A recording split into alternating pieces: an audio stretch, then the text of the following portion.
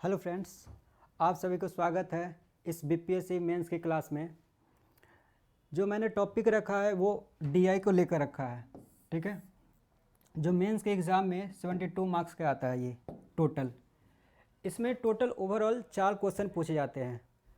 जो ये 72 मार्क्स का है इसमें 4 क्वेश्चन होते हैं टोटल, जिसमें से आपको 2 क्वेश्चन का आंसर देना होता है टोटल।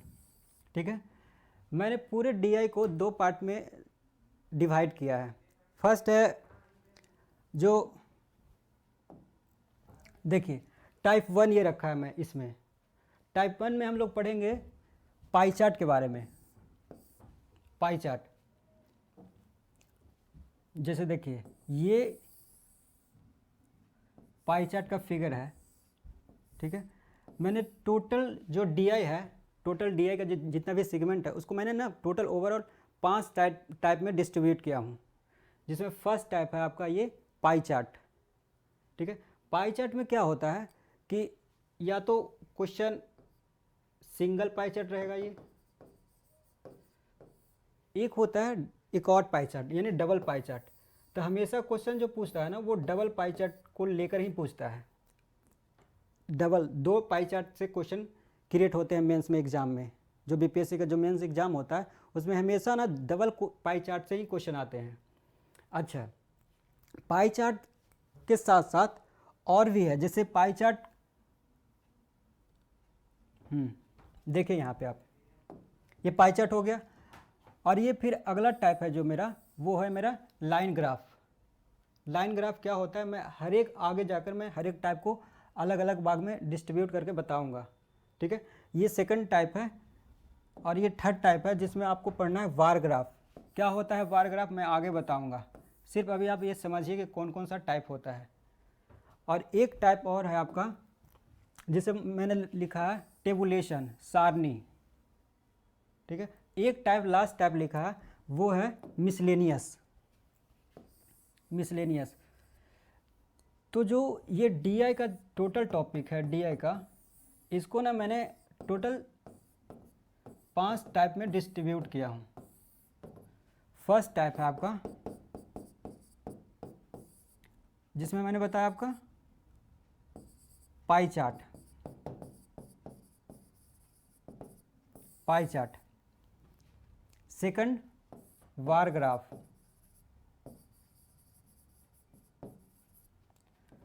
थर्ड लाइन ग्राफ,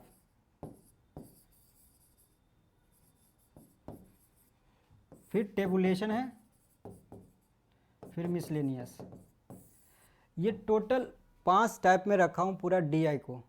पूरी जो डीआई है मैंने पूरी डीआई को 5 टाइप में डिस्ट्रीब्यूट किया हूँ। अब एक एक करके समझता हूँ कि क्या है, किसमें क्या पढ़ना है। देखिए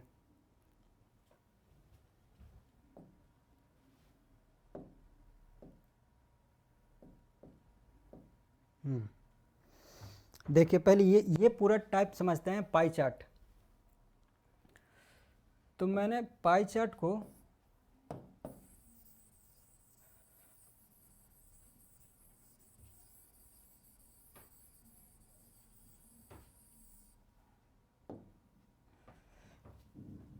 चलिए देखिए ये पाई चार्ट है।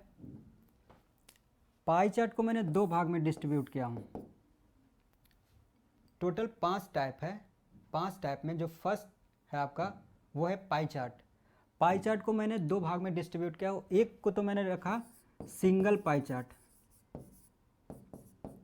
Single pie chart. एक को रखा हूँ मैंने डबल पाई चार्ट। जो सिंगल पाई चार्ट है ये एग्ज़ाम में इससे क्वेश्चन क्रिएट नहीं होते हैं, इससे एग्ज़ाम में क्वेश्चन आता ही नहीं है। लेकिन जो जब भी हम क्वेश्चन सॉल्यूशन करेंगे तो सिंगल और डबल यानी 2 पाई चार्ट को मिलाकर क्वेश्चन आते हैं। आप प्रीवियस ईयर क्वेश्चन पेपर उठाकर देखेंगे तो हर एक साल जो पाई चार्ट का जो सेगमेंट है इससे एक क्वेश्चन पूछा ही है। एक ना एक क्वेश्चन हमेशा हर साल पूछा है। ये होता है कि जितना भी 5 टाइप है उससे मिलाकर क्वेश्चन पूछता है। कभी पाई चार्ट के साथ आपको टेबुलेशन को रख देगा, या लाइन ग्राफ को रख दोगे, किसी न किसी को मिक्स करके पाई चार्ट से क्वेश्चन पूछता है। वो मैं आगे दिखाऊंगा कि कैसे क्वेश्चन पूछते हैं। ये सिंगल पाई चार्ट क्या है, इसको भी मैंने दो भाग में डिस्ट्रीब्यूट किया है। एक तो परसेंटेज बेस्ड पाई चार्ट आते हैं, एक होता है जो डिग्री बेस्ड पाई चार्ट होता है। ठीक है, परसेंटेज बेस्ड पाई चार्ट, एक होता है degree based pie chart. Degree based pie chart देखिए कैसे क्वेश्चन होता है और कैसे क्वेश्चन को हम लोग बनाएंगे।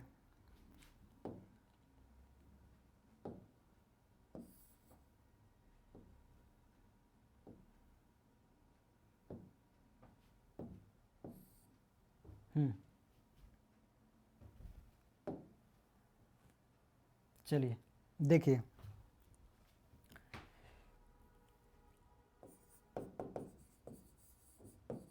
सिंगल पाई चार्ट,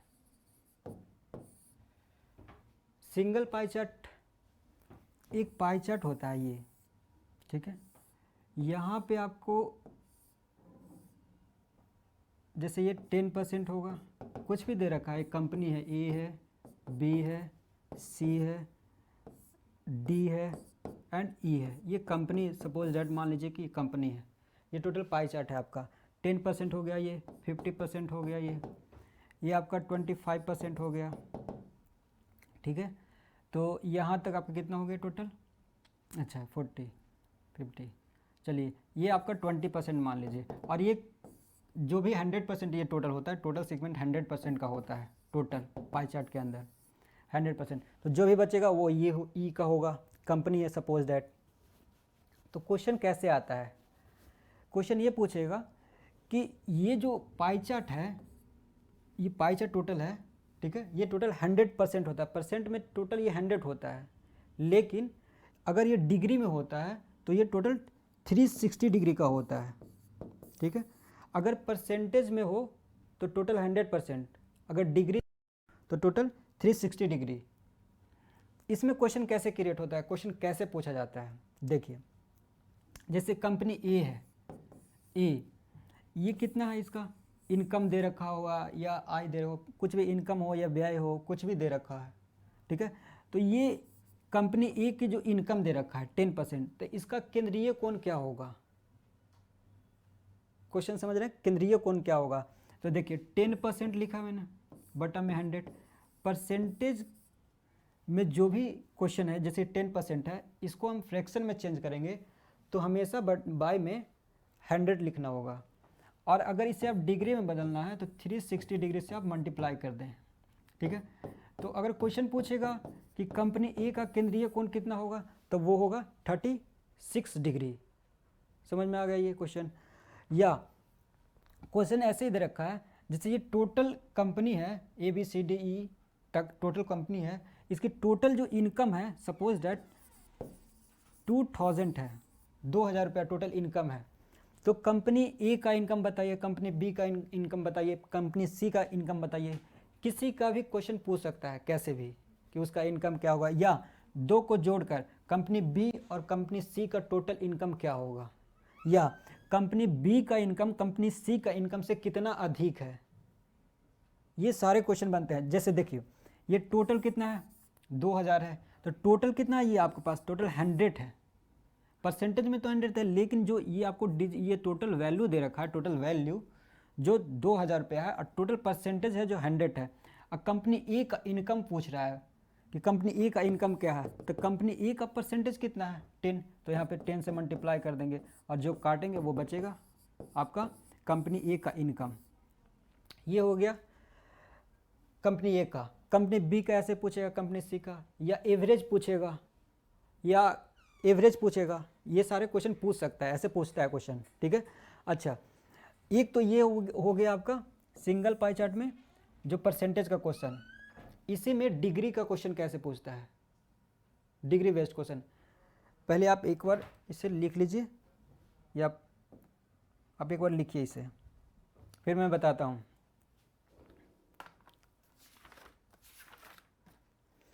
चलिए लिख लिए होंगे आप। देखिए डिग्री बेस्ड क्वेश्चन कैसे होता है।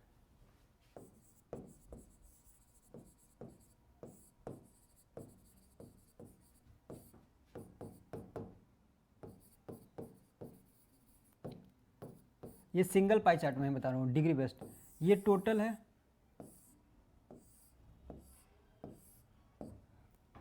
ठीक है। ये मैंने लिखा 90 डिग्री, ये मैंने लिखा 55 डिग्री, 80 डिग्री, ये आपका है 65 डिग्री, और ये आपका है 70 डिग्री। कुछ भी मान लीजिए, कंपनी ही मान लीजिए, ए बी सी डी और ई, ठीक है। ये टोटल है। अगर आप इसे टोटल सम करेंगे ना, टोटल अगर आप सम करेंगे तो ये आएगा 360 डिग्री।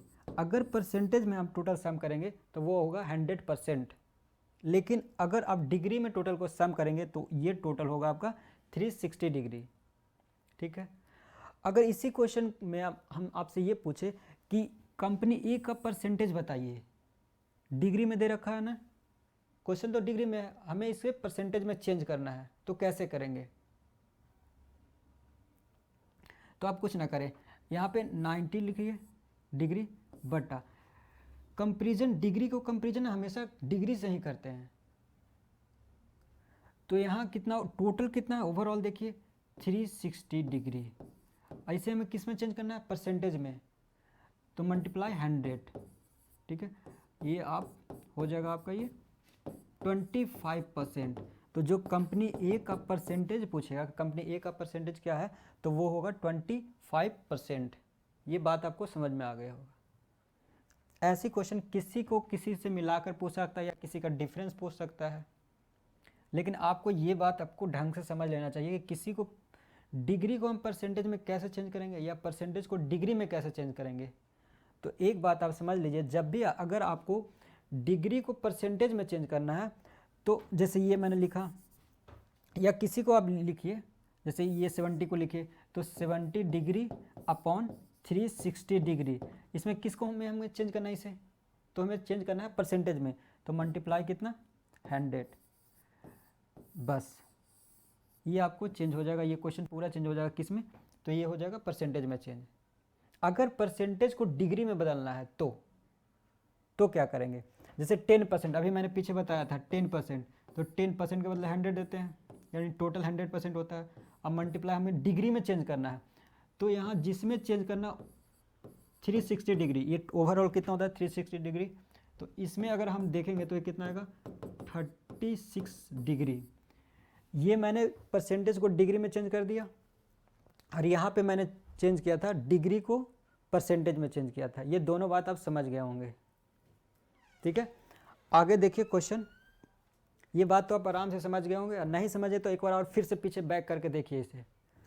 अब एक क्वेश्चन लिया हूँ मैं, आप बनाइए। टाइप 1 में अभी मैं पढ़ा रहा हूँ आपको। चलिए देखिए, ये टाइप 1 का एक सिंगल पाई चार्ट रखा हूँ मैं, आपको दिख रहा होगा, सिंगल पाई चार्ट है, जिसमें ये परसेंटेज बेस है। परसेंटेज दिया है 10% है, 30% है, 12.5% है, 10% है, 12.5%, 25% है। ये टोटल परसेंट दे रखा है। क्या है ये क्वेश्चन? एक परिवार द्वारा एक वर्ष में विभिन्न चीज़ों पर किए गए खर्च को दर्शाया गया। ये टोटल खर्च है।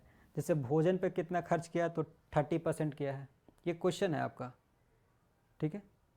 एक परिवार द्वारा एक वर्ष में किए गए खर्च का ब्यौरा दिया गया है इसमें, जिसमें भोजन पे कितना खर्च किया, तो भोजन पे खर्च किया है,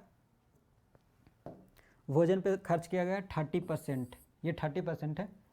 दवा पे 12.5%, ठीक है। मनोरंजन पे 10%, कपड़ा पे 12.5%, बच्चों की शिक्षा पे 25% खर्च किया है, आवास के रख रखाव पे तो 10% खर्च किया गया। ये आपका है 10%, ये है आपका 25%, 12.5%, 10%, 12.5% और 30%। ये एक वर्ष का एक परिवार का ब्यौरा दिया गया है, जिसमें बताया है कि हम किस किस चीज़ पे कितना खर्च किए हैं, इसका ब्यौरा दिया गया है, ठीक है।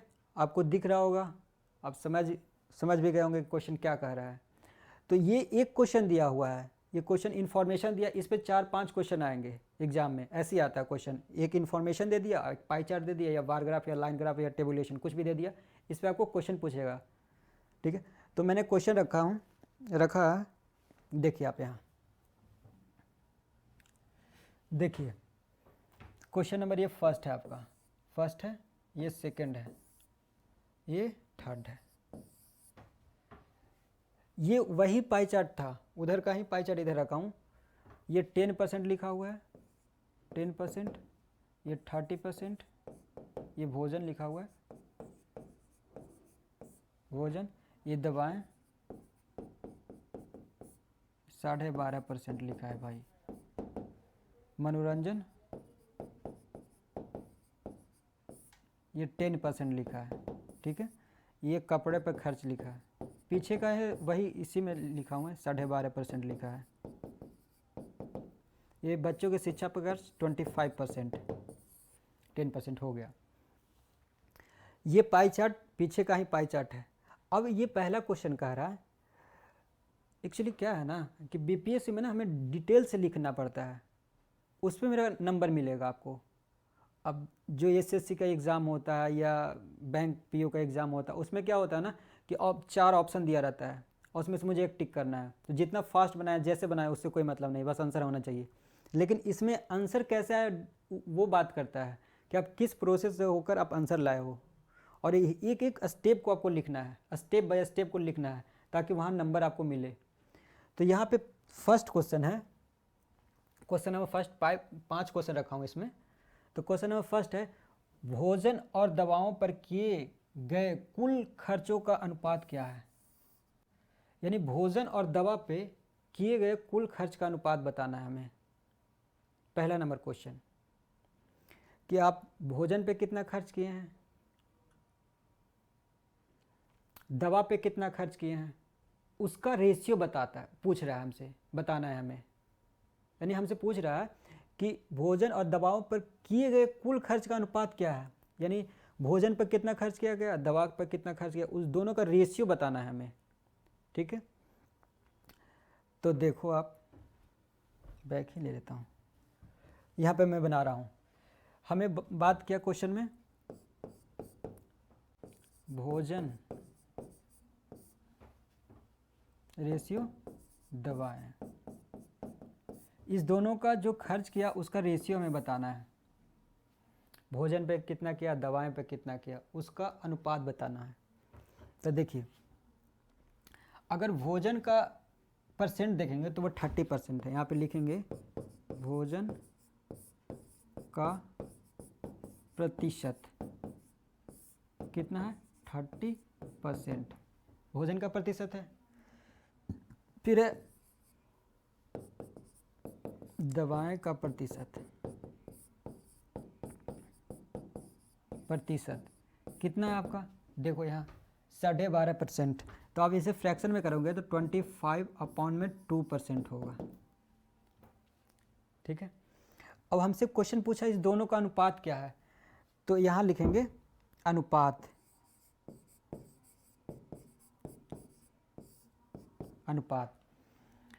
देखो आप भोजन का प्रतिशत कितना है 30%, दवा का प्रतिशत कितना है 12.5%, इस दोनों का अनुपात चाहिए। तो 30/30%, या फिर आप इसे ऐसे लिख सकते हैं,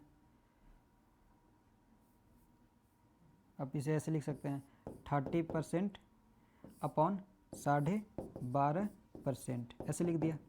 अब इस दोनों का रेशियो निकालना है, तो आप कैसे करोगे, आप रेशियो निकालना है तो आप ऐसे करो, 30 अपॉन में 100 कर दो, परसेंटेज के बदले दे दिया मैंने, 25 है तो 25 अपॉन में 2 गुना 100 कर दिया। ठीक है, ये इससे कैंसिल कर दो आप। ठीक है, अच्छा 30/1 मल्टीप्लाई, ये सबसे ऊपर जाएगा ये, ठीक है, ये 25, इसे आप काट लो, 5 ये 6, तो इस दोनों को आप मल्टीप्लाई करोगे तो ये आएगा 12 रेशियो, ये कितना बचा 5। तो इस दोनों का, ये दोनों का रेशियो कितना आएगा, भोजन पे किए गए खर्च, भोजन पे कितना प्रतिशत खर्च किया और दवा पे कितना प्रतिशत खर्च किया, उस दोनों का रेशियो आएगा 12:2। ठीक है, 12:5, माफ़ करिएगा 5 लिखा हूँ मैं, 5, ये फर्स्ट क्वेश्चन का आंसर हुआ। तो आप ऐसे पूरा डिटेल से लिखेंगे कि भोजन पे और दबाव पे कितना प्रतिशत है, दोनों का अनुपात क्या होगा। यहाँ पे आपको लिखना है तो एक बात और लिख सकते हैं कि भोजन का प्रतिशत, तो भोजन का प्रतिशत अपॉन में दवा का प्रतिशत नीचे लिख देंगे और फिर बराबर करके इक्वल करके ये 30% 12.5% लिख कर उसका कटम कोटम जो भी है काट देंगे, उस पर जो भी बचेगा वो आंसर होगा, ये आपका आंसर होगा। ठीक है, ये पूरा बात समझ गए होंगे, इसे आप एक बार लिख लीजिए, फिर मैं आगे बताता हूँ।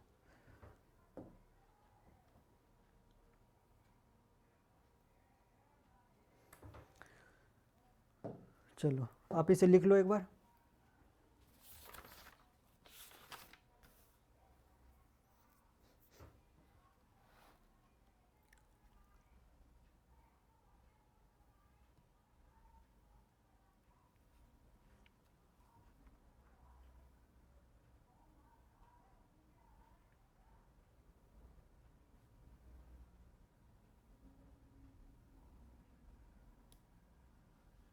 चलो लिख लिए होंगे आप, आगे देखिए अगला क्वेश्चन, नेक्स्ट क्वेश्चन।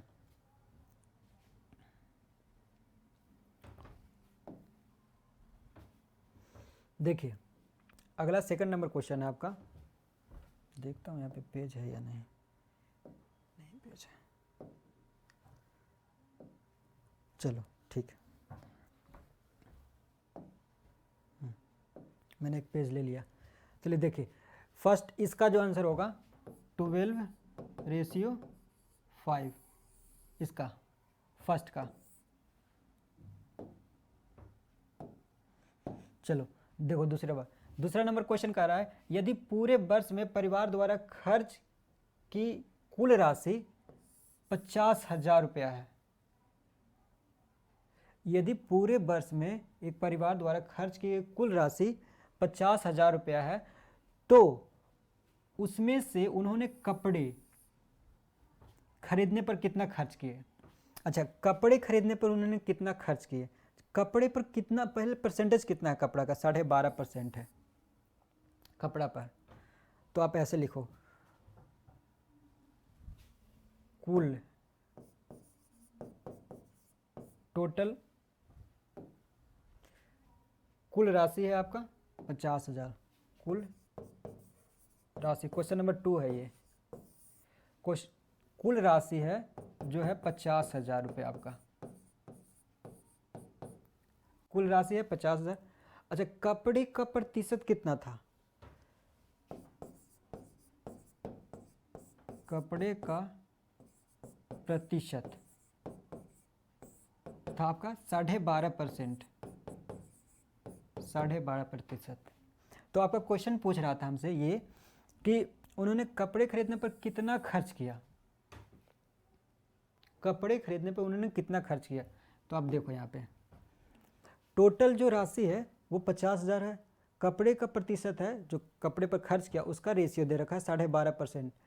तो कहा क्वेश्चन की कपड़े पर कितना खर्च किया, कपड़े पर किया गया खर्च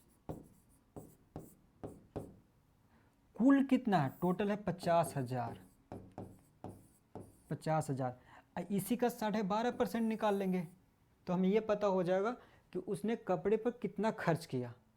तो 12.5% निकाल लेते हैं, तो इसका फ्रैक्शन लिखोगे कितना, 25/2 मल्टीप्लाई 100, इससे इसे काट दो आप, जब आप इसको इससे भी काट सकते हो 250, जब इससे आप मल्टीप्लाई करोगे तो 625 जीरो, इतना रुपया है जो उन्होंने कपड़े पर खर्च किया। क्वेश्चन पूछा था कि कपड़े पर उन्होंने कितना रुपया खर्च किया, तो 6,250 रुपया उन्होंने कपड़े पर खर्च किया है। ठीक है, ये बात समझ गए, ये तो आसान है क्वेश्चन। चलो अगला क्वेश्चन देखो आप,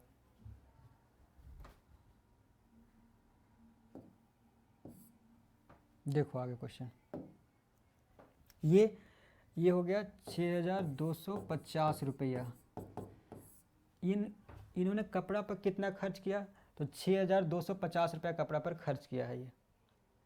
अगला क्वेश्चन नंबर 3 देखो आप, यदि परिवार पर पूरे वर्ष में खर्च की कुल राशि 35,000 रुपया है।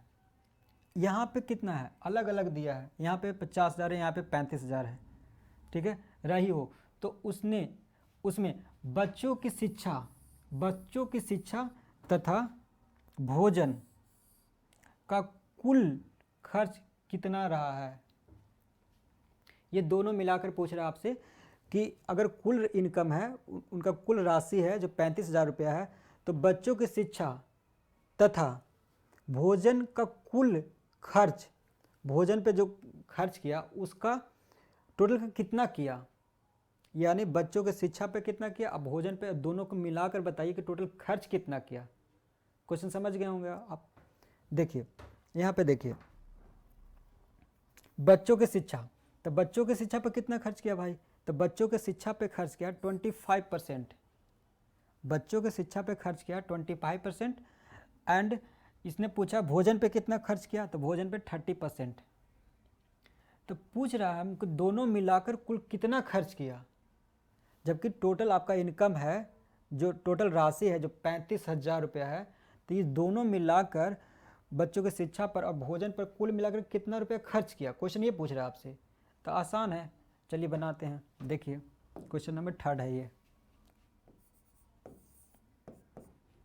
कुल राशि लिखिएगा आप भी, कुल राशि है आपका 35,000, कुल राशि है जो 35,000 रुपया है। अच्छा, बच्चों की शिक्षा पर कितना खर्च किया, शिक्षा पर खर्च का प्रतिशत, बच्चों की शिक्षा पे खर्च का प्रतिशत तो कितना था, तो ये था 25%, बच्चों की शिक्षा पर खर्च किया 25%, ठीक है, लिख देता है 25%। और फिर पूछा था भोजन पे, भोजन पे 30%, 30%। ये तो क्वेश्चन में दे रखा था कि बच्चों की शिक्षा पर कितना प्रतिशत खर्च किया 25%, भोजन पर कितना परसेंट खर्च किया तो वो 30%। तो क्वेश्चन पूछ रहा है कि ये दोनों मिला दें तो कुल खर्च का कितना होगा, कुल खर्च का कितना रुपया होगा। ये टोटल इनकम है, आप ये दिया है 35,000 रुपया, तो दोनों को मिला देंगे तो कितना रुपया इस दोनों में खर्च होगा, ये क्वेश्चन कह रहा था आपसे, ठीक है। तो आप ये काम कर सकते हैं कि ये दोनों को आप ऐड करके भी लिख सकते हैं या अलग अलग करके निकाल सकते हैं। जैसे देखिए,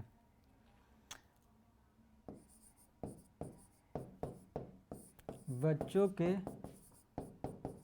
शिक्षा पर किया गया खर्च, बच्चों के शिक्षा पर किया गया खर्च रुपया में हम बता रहे हैं आपको, तो टोटल है 35,000, 35,000, इसका 25% निकालेंगे अपॉन में 100, इसको इससे काट देंगे, 35 मल्टीप्लाई 25, ये इतना रुपया जो भी आएगा ये क्या होगा कि बच्चों की शिक्षा पर किया गया खर्च, ये निकल गया।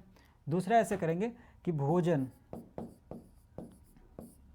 पर किया गया खर्च, तो टोटल कितना है 35,000 है, 35,000 का कितना निकालेंगे 30% अपॉन में 100, ये इसको काट दो आप, 350 मल्टीप्लाई 30। अब जो आएगा इस दोनों को जोड़ देंगे क्वेश्चन में, आप इतना लिखिए, इतना लिखिए। मैंने बच्चों की शिक्षा पर किया गया खर्च ये निकाल लिया, फिर निकाल लिया भोजन पर किया गया खर्च ये निकाल लिया, और हमसे पूछा दोनों मिलाकर कुल कितना खर्च किया, तो दोनों को ऐड कर देंगे, बस खत्म हो गया। एक बार आप लिखिए,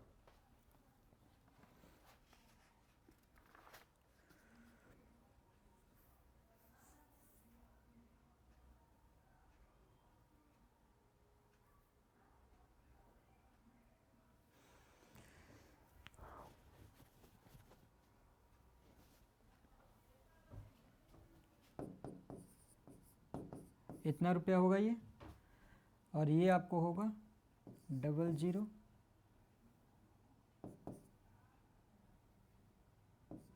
इतना होगा, गुना कर लेना आप।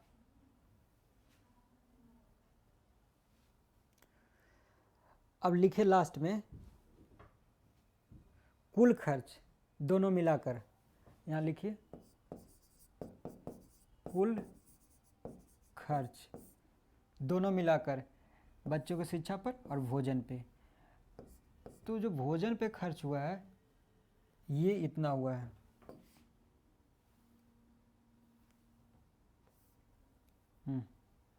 भोजन प्लस बच्चों की शिक्षा,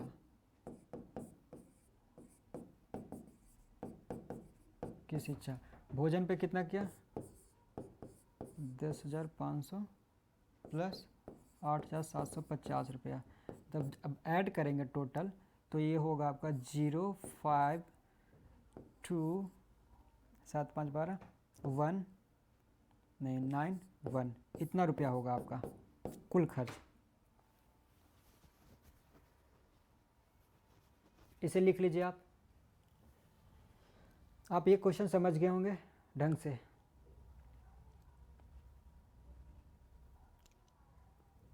पॉज करके लिख लीजिएगा आप। आगे अगला क्वेश्चन देखिए आप, ये हो गया। अच्छा ये क्वेश्चन है, क्वेश्चन नंबर 4 है, क्वेश्चन नंबर 5 है। वही पाई चार्ट वही है, सेम पाई चार्ट है। क्वेश्चन नंबर 4 5 3 तक हुआ, ये 4 नंबर है, ये 5 नंबर है। ये क्वेश्चन में कह रहा ना कि मनोरंजन है ना, जो मनोरंजन उसका केंद्रीय कोण आपको कितना होगा, ये पूछ रहा है मनोरंजन का। तो मनोरंजन का पहले परसेंट देखिए कितना है, 10% था मनोरंजन का।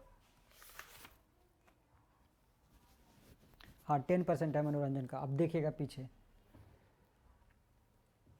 तो इसका केंद्रीय कोण पूछ रहा है हमसे। क्वेश्चन नंबर ये हल लिख कर बना रहा हूँ मैं यहाँ पे। कह रहा है कि मनोरंजन पर किए गए खर्च को कितने अंश के कोणों से निरूपित किया जा सकता है, ये क्वेश्चन है। तो मनोरंजन यहाँ लिखिए, मनोरंजन का प्रतिशत, मनोरंजन का प्रतिशत कितना है, तो ये है आपका 10%। इसी का पूछ रहा है कि कितना अंश का कोण बनाएगा मनोरंजन का, ये 10% कितना अंश कितना डिग्री का कोण बनाएगा। तो देखिए यहाँ पे आप लिखिए कि मनोरंजन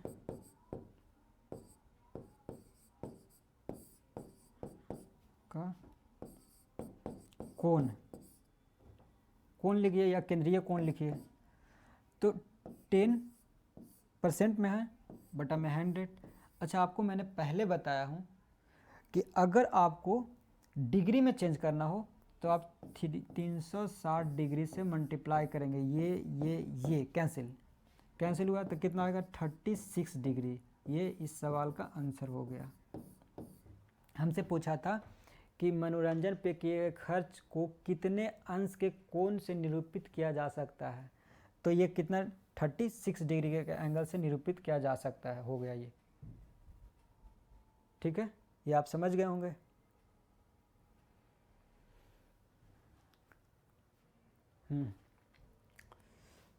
आगे देखिए, एक क्वेश्चन और है, क्वेश्चन नंबर 5। यदि कपड़े खरीदने और आवास में रख रखाव के कुल खर्च का अंतर, मतलब खर्च का अंतर है जो 1500 रुपया है, यानी कपड़े के खरीदने और आवास के रख रखाव का जो डिफरेंस दिया है अंतर, वो 1500 रुपया है। तो आवास के रख रखाव पर उन्होंने कितना खर्च किया है, बस क्वेश्चन हो गया। आवास के रख रखाव पर उन्होंने कितना रुपया खर्च किया, ये क्वेश्चन था मेरा। देखिए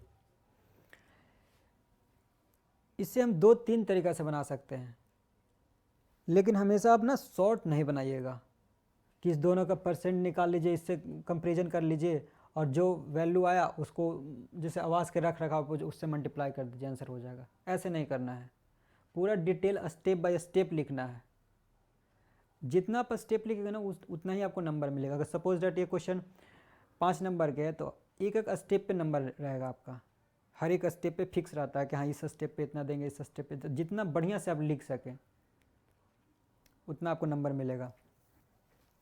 चलिए इसको आप लिख लीजिए और आगे मैं बता रहा हूँ इसे।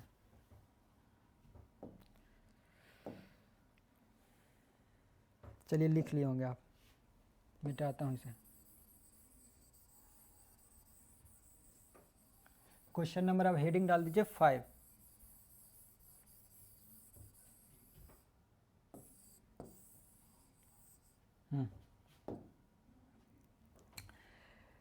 क्वेश्चन कह रहा है कि कपड़े खरीदने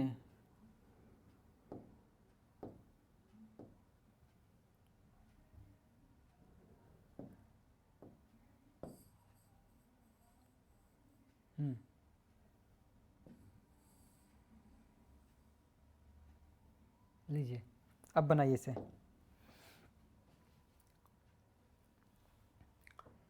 कह रहा है क्वेश्चन में कि कपड़े खरीदने और आवास के रख रखाव में लिखा हुआ, सही नहीं लिखा हुआ, कि रख रखाव के बीच अंतर इतना है। अब पहले इसका रेशियो देखिए, कपड़े का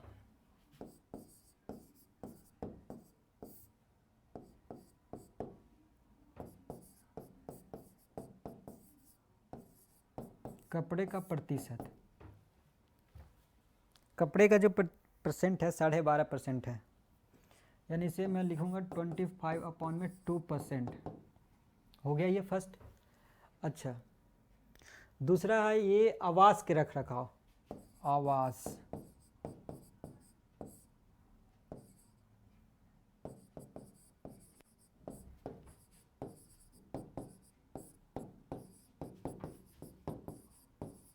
का प्रतिशत, आवास के रख रखाव का प्रतिशत कितना है, तो ये आवास का आपको दिया है 10%। 10% ये हो गया, ये मैंने लिख लिया दिखाने के लिए। यहाँ से लिखेंगे हल, इसे आप लिखिए और फिर नीचे लिखिए आप।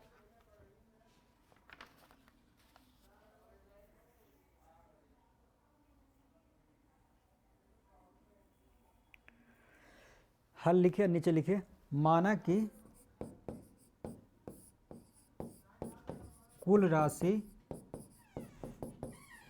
x है, 100 रुपया है। माना कि कुल राशि 100 रुपया है, ठीक है। अच्छा अब यहाँ पे देखिए हम राशि मान लिए कि 100 रुपया है, तो कपड़े का प्रतिशत कितना दे रखा है, 25%। नीचे लिखिए आप फिर से,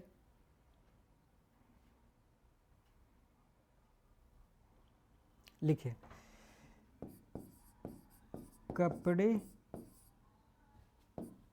को खरीदने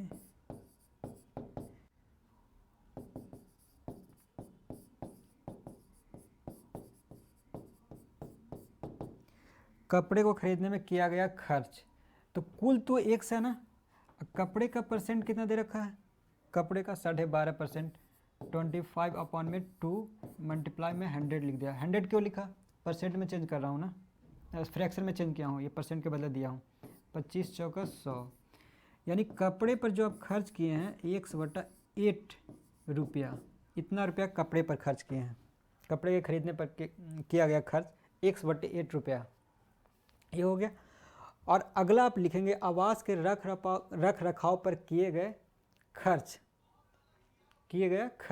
अगला लिखिए आवास के रख रखाव पर किए गए खर्च। तो मैं लिख नहीं रहा हूँ, मैं यहाँ सिर्फ लिख रहा हूँ ऐसे, आवास पे, आप ये लाइन लिख लीजिएगा, आवास पर के रख रखाव पर किए गए खर्च। टोटल कितना है, टोटल तो मैंने x माना है, ये कितना परसेंट है, 10% है ना, तो 10% को फ्रैक्शन में लिखूंगा तो ऐसे लिखूंगा, ये हो गया 1/10 रुपया, ये हो गया यहाँ तक। अब ये क्वेश्चन में कह रहा था कि इस दोनों का जो डिफरेंस है ना, अच्छा आपको समझ में नहीं आया, मैं फिर से बताता हूँ।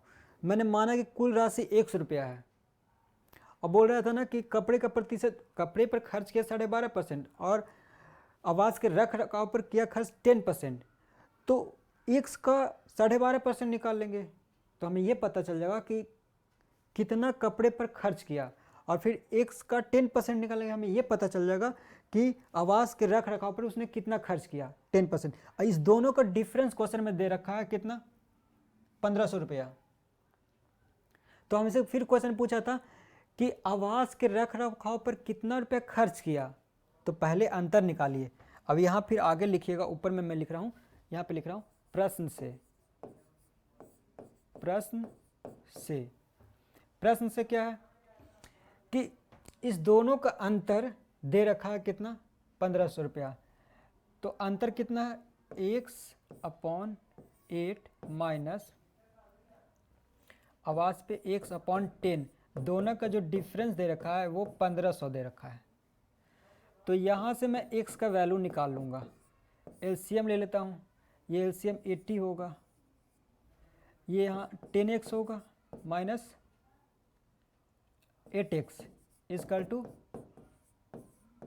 1500 रुपया। ठीक है, 1500 या 1500 जो भी बोलना है बोल दीजिए। इस दोनों का डिफरेंस कितना है, 2x ना।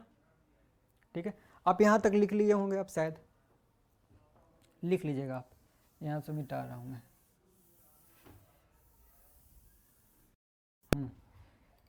चलो देखो, आप इस दोनों का डिफरेंस है 2x/80, इतना। आप इससे काट दो, इसे कितना टाइम, 4। x का वैल्यू हो जाएगा 6000, ये आएगा आपका, एक और होगा, 3 तो हो गया, 15 जगह 60, हाँ चलिए ठीक है, इतना रुपया हो गया। टोटल जो इनकम है, आय है, जो इतना है। ठीक है, अब आपसे क्वेश्चन ये पूछा था कि आवास पे के रख रखाव पर कितना खर्च किया, तो आवास के रख रखाव पर कितना, x/10। तो यहाँ पे लिखिएगा आवास के रख रखाव पर किया गया खर्च x/10। अब कुल कितना इनकम है, तो है आपका 60,000/10। तो ये आपका आंसर होगा 6000 रुपया, ये आंसर हो गया, 6000 रुपया आंसर हो गया आपका।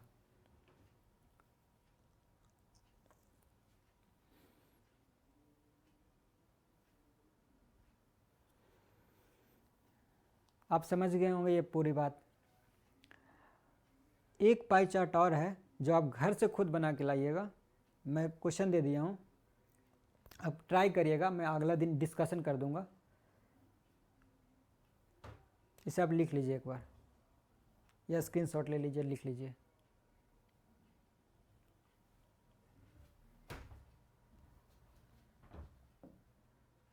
ये है, ये क्वेश्चन है टोटल, आप इसे एक बार ट्राई कीजिएगा, बनाइएगा, दिख रहा होगा ये क्वेश्चन आपको।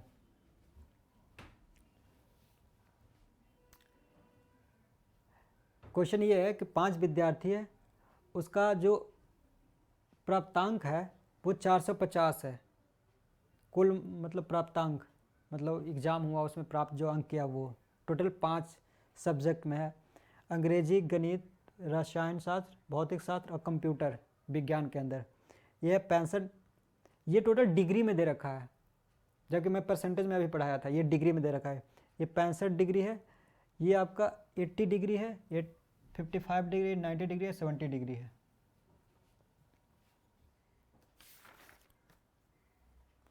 मैं लिख देता हूँ, ये 65 डिग्री है, ये 80 डिग्री है, ये मैथ है, गणित, ये केमिस्ट्री में है 55 डिग्री, ये फिजिक्स में है 90 डिग्री,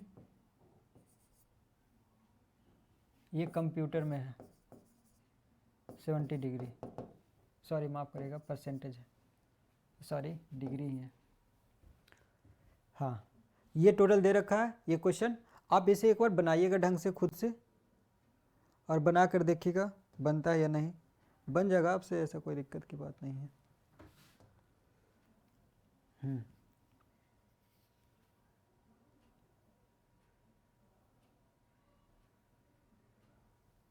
एक बार इसे बनाइएगा आप, बना कर फिर बताइएगा।